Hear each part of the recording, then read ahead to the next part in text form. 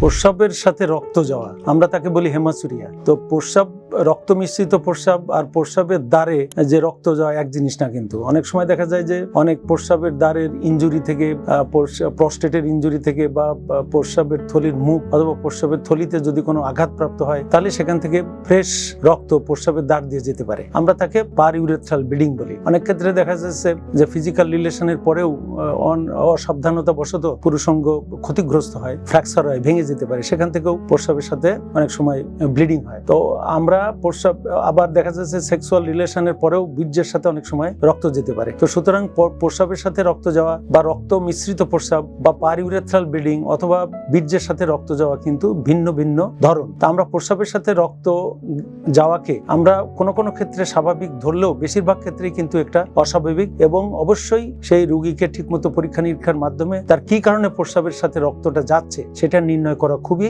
জরুরি হয়ে পড়ে। যেমন প্রস্রাবের মূত্রতন্ত্রের যে কোনো ইনফেকশন, মূত্রতন্ত্রে কোথাও যদি স্টোন বা পাথুরি থাকে, বা কোনো কোনো ক্ষেত্রে দেখা যাচ্ছে টিউবারকুলোসিস থেকে শুরু করে ম্যালিগন্যান্সি মানে ক্যান্সার পর্যন্ত হতে পারে, কিডনি টিউমার, মূত্রথলির টিউমার, মূত্রনালীর টিউমার বা কিডনি নালীর টিউমার, এখান থেকেও কিন্তু প্রস্রাবের সাথে রক্ত যেতে পারে। এবং এই ধরনের ক্ষেত্রে সঠিক চিকিৎসা যদি আমরা করতে চাই, তাহলে অবশ্যই এই কন্ডিশনকে আমরা দ্রুত এবং যত আর্লিয়ার এটার রোগ নির্ণয়টা করা যায়, তার চিকিৎসা পদ্ধতিও অনেক সহজ হয় এবং রোগীও বেনিফিটেড হয়। সুতরাং সবাইকেই বলবো যে প্রস্রাবের সাথে রক্ত যাওয়া মানেই আপনি তড়িৎ নিকটস্থ কোনো ইউরোলজিস্টের সাথে যোগাযোগ করবেন এবং সুস্থ থাকবেন। সবাইকে ধন্যবাদ।